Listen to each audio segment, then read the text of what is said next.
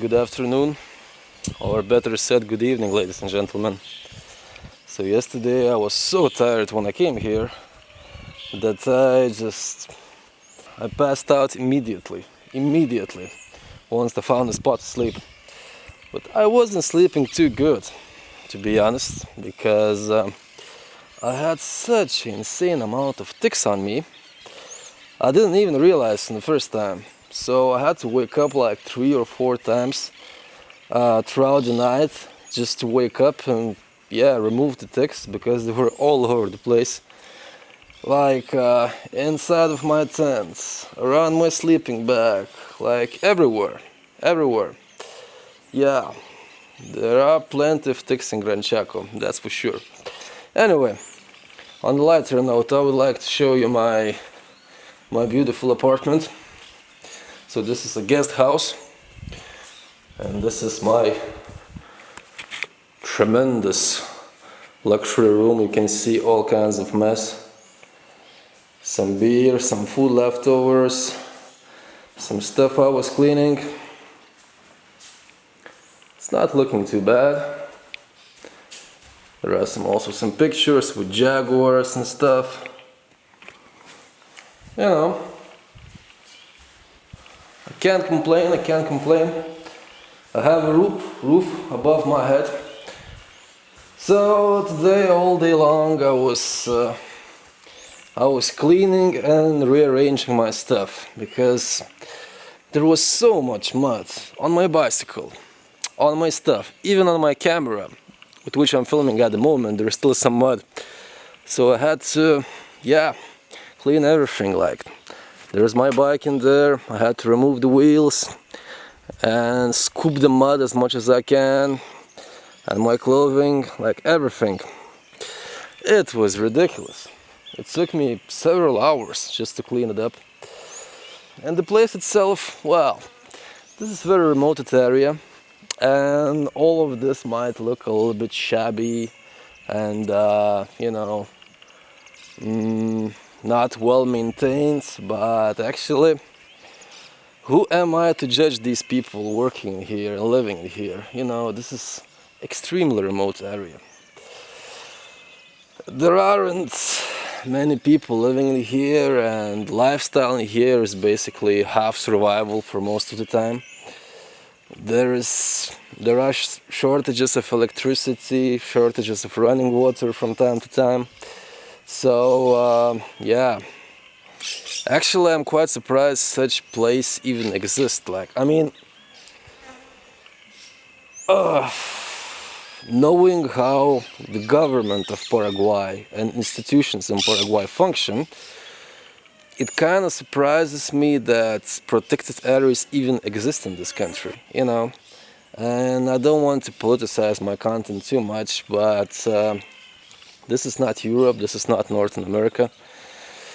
This is deep South America, deep Latin America, and things just don't work. Government is extremely corrupt, and these people living here, they have to live and do the work with very little they got, and they still maintain these facilities more or less, So and there is a protected area in there, one way or another. And my idea was to leave this place tomorrow early in the morning, but as I was cleaning and arranging my stuff, all my gear, I realized everything was so messed up, that most likely I will only leave tomorrow by afternoon, around this time, when the heat is going down a little bit, so I could cycle a little bit outside and sleep somewhere in the bushes, and then wake up early in the morning. And that's probably my plan, because I still have a lot of arranging to do before I hit the road, because later on, well, there's more of a dirt road, there's more of wilderness, there's more of everything, but I really have to take better care of my gear because this was ridiculous. Like, bushes of Gran Chaco really took way heavier toll on my bicycle and on my gear than all mountains of Bolivia and Argentina together. Like, seriously, and I'm not exaggerating. Wow, like, really had to push myself through the limits a little bit this time, and my gear too, especially bicycle. Wow, and also broke some stuff and lost a lot of stuff on my way. Like in this heat and with all the insects and mosquitoes and ticks, and it's hard to maintain composure, hard to stay composed. And yeah, it's not easy. They don't call it green hell for nothing, yeah?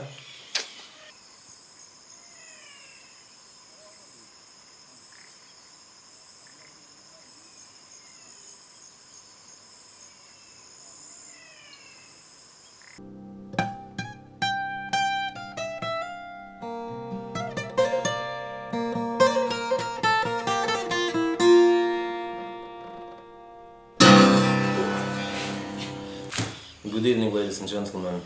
So today, all day long, I was still preparing myself for the journey. I'm planning to cycle throughout the night. It kind of makes sense, actually it makes a lot of sense, because it's not so hot throughout the night. And also, most of the wildlife I would like to see is active in the nighttime, especially the snakes. And even though this is the very end of the wet season and dry season is already upon us, which means less and less serpents because snakes are less active, I still keep my hopes high because I want to catch a rattlesnake. One of my aims in here is to find tropical rattlesnake, a snake which is supposedly very common in this region, but I still haven't found a single one. So this is Cerro León, where I spent a few nights, and yeah, this is pretty much where this uncontacted tribe is living. And at the moment I find myself here in Madrajon, and my aim is to get here to Agua Dulce. So from here to here is around 72 kilometers, and if that would be Europe, I would say this is nothing, it's a joke. However, I'm in Chaco. Hey, come on. Go away. I would say this is nothing, but I'm in Chaco, and everything is abandoned, and I really don't know how good this road is. And then from Agua Dulce, I will still have to go around 180 kilometers or so to Bahia Negra. So that's pretty much my road. Come on.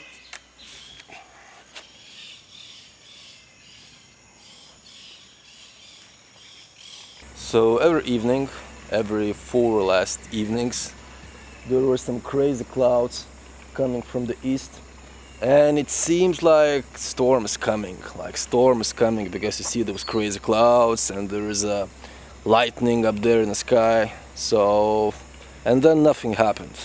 First night nothing happened, second night, and then when I was staying here, these guys in here told me that, oh, it's gonna rain hard, there will be a storm. And nope, not even a single drop of rain. And tonight, so far, the sky is clear. So maybe, hopefully, there won't be no storm. Because if another storm and heavy rainfall happens, like it was when I was staying in Rosie's place, well, then I will definitely get stranded in here. Which could be a really great romantic experience, but I much rather prefer not to have this romantic experience, Anyway, I need to pack my stuff. And there are some trucks in there. The road on which I'll be riding is like not completely abandoned. There are some cars and vehicles passing by every few hours. So I won't be completely on my own in there, which is kind of good. Because just in case, it's nice to have some people passing by from time to time.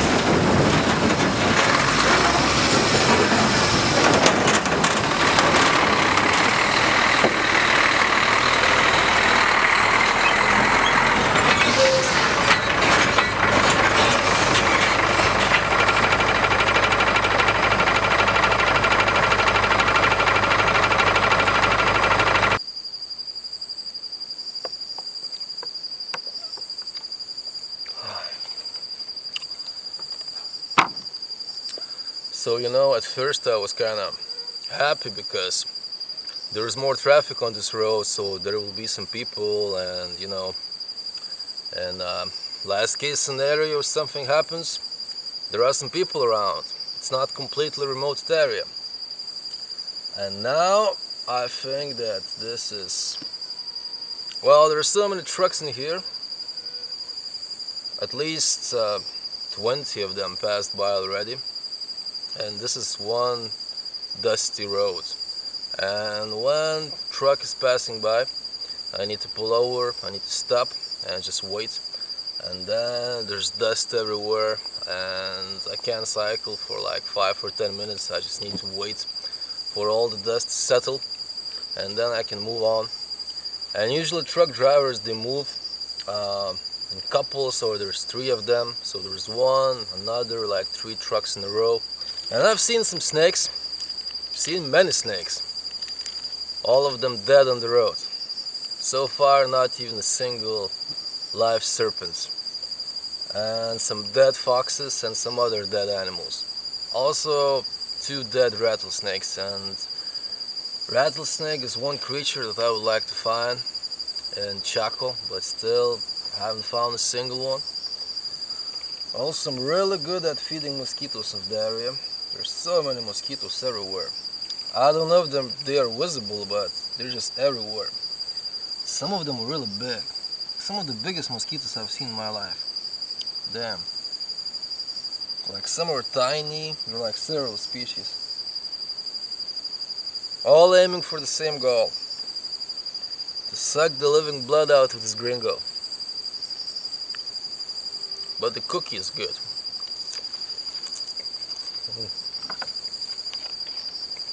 It's very good with water. You need to mix it.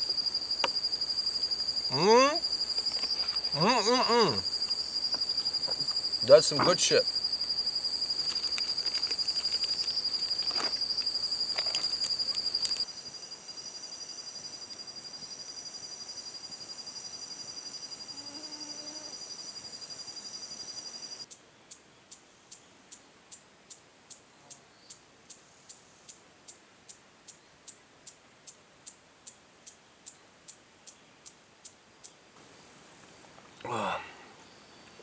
Last night I was cycling and cycling and cycling, and it was really dusty road. The only snakes I found were dead ones, crushed by trucks, I assume. And then I realized I had probably 15 kilometers left to cycle. And at some point I found this spot, and I thought, well, what's the point of getting to this village in the middle of the night? Like with dogs barking and people in there sleeping already. There's nothing to do in there. So I much rather pitch my tent in here, and this is pretty cool place. Like I'm at the very edge of Parque Nacional Defensores del Chaco. So this is like a real impressive Chaco Seco environment, like pure wilderness.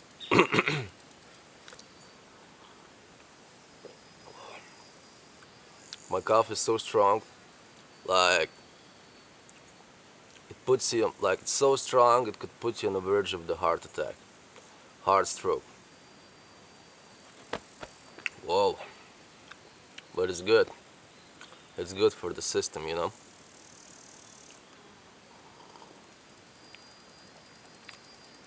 The only good coffee is black coffee with a lot of sugar in it.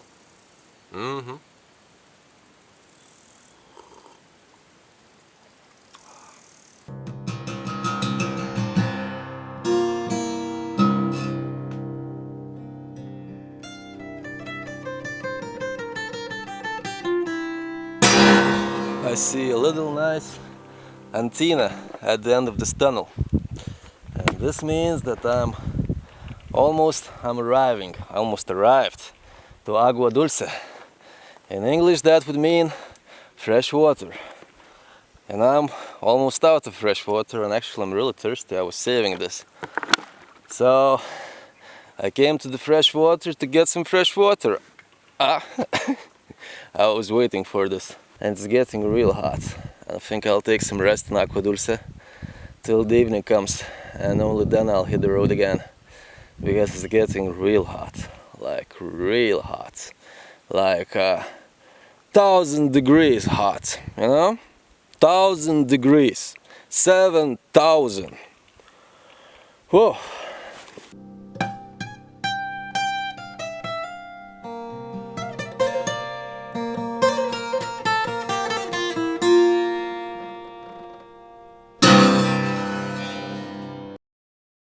What a tremendous surprise.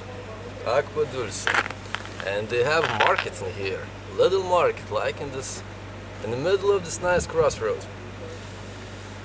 And look at all the stuff I bought. I have some crush, naranja. Got some cookies. Got some noodles. Some tuna. Bread. I haven't ate bread for like 2 weeks. And this is the highlight. Pickles. Pinduka. Pinduka, please sponsor me. Pinduka. Survival's pickles. Pickles of survival. Industria brasileira. Anyway, to be very honest with you, ladies and gentlemen, I haven't ate that many fruits or veggies over the last few weeks. Over the last 2 weeks I haven't ate almost at all because there aren't any. And to find pickles in here, this is like a gold mine, you know? This little market is a gold mine. When I saw this, I almost started crying. Ugh.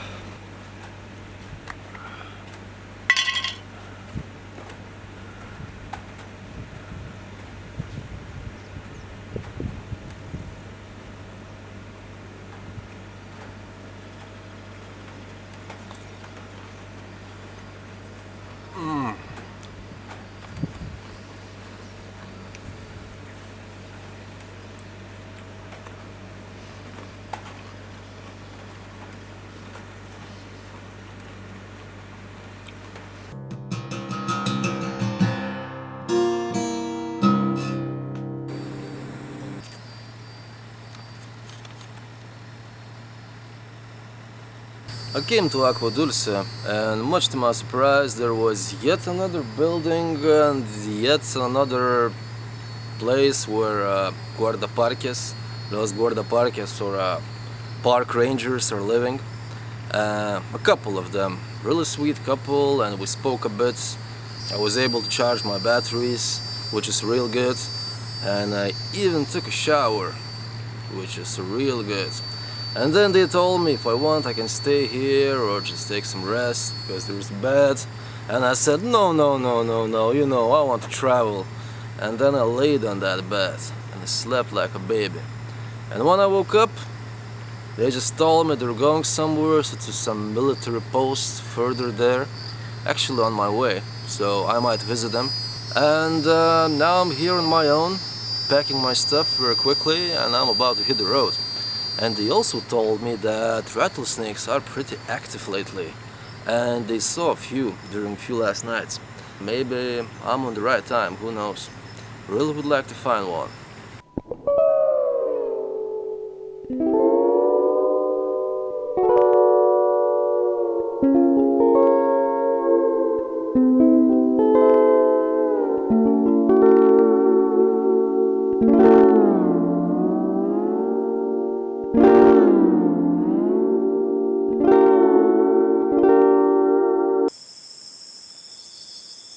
You know, I think snakes will always remain animals of great mystery. You know, you can study them as much as you want. You may know their habitats. You may learn their patterns of behavior, their habits. You may learn what's inside, anatomy, morphology and all that, but still, they keep on surprising people and they keep on surprising me. So, throughout my journey, I'm failing to find some of the most typical, most commonly found snakes of the area. Like, I still haven't found a single rattlesnake, for example, and I found very few jararas. But I keep on finding these boas. I don't know where is that seasonal thing, or it's just me and I just happen to be where they are, or what, but yeah, I guess we're somehow connected, me and all these boas. And this one is he's not too happy about me being around. He actually tried to bite me a few times, and you can see him just like staying in this S-shaped position, trying to strike. Whoa, ho, ho. Damn. Come on, come on. And that's a nocturnal predator, you know. They come out to hunt at night. And by daytime, they're just hiding somewhere out there, you know, in the bushes. And they don't hunt too often, you know. Like most snakes, you know, they don't need to feed too often. Like every once in a while, maybe once a week. Maybe if prey is big, once every 2 weeks or even 3 weeks, you know. It's not like with us, with mammals. Wow, how beautiful this snake is.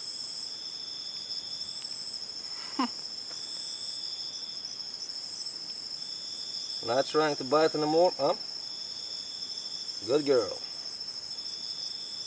Whoa, look at this.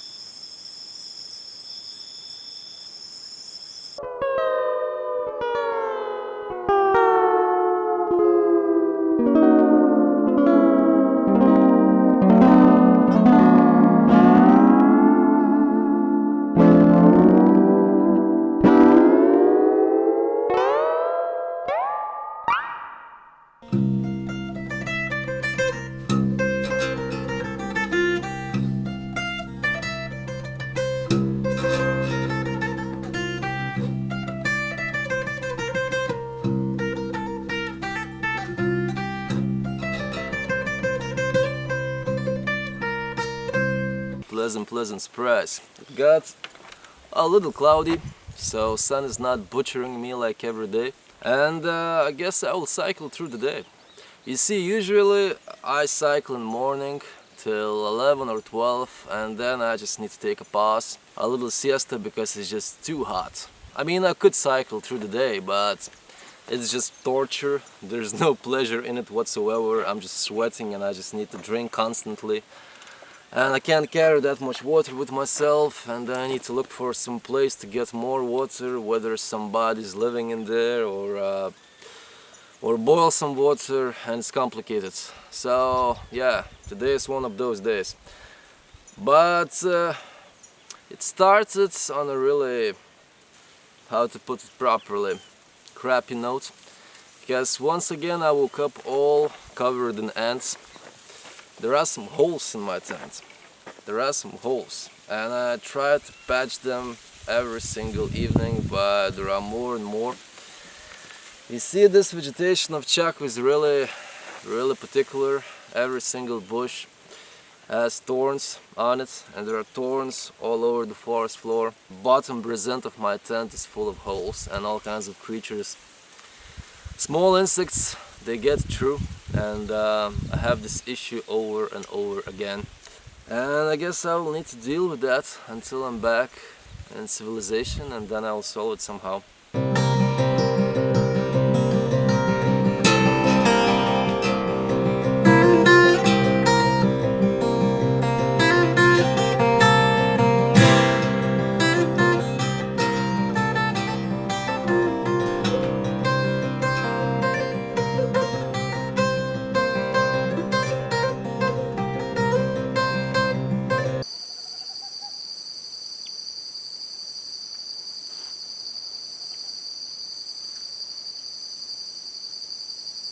Ladies and gentlemen, here I have the scorpion that belongs to the genus Titius.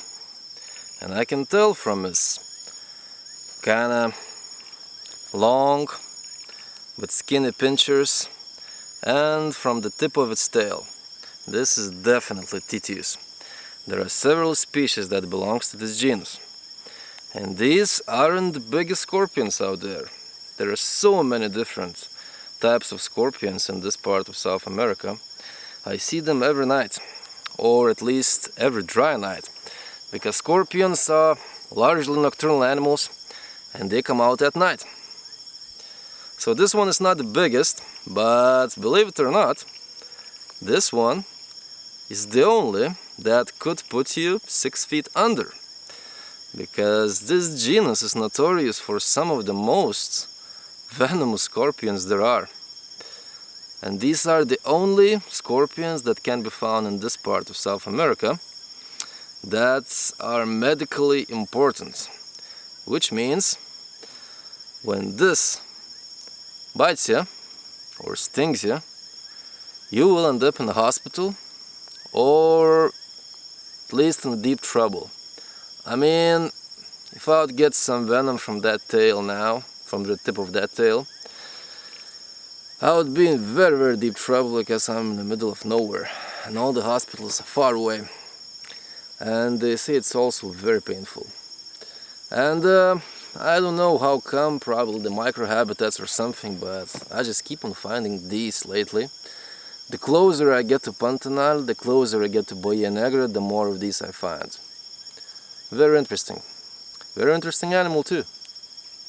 Anyway, let's leave this guy. I need to cycle on.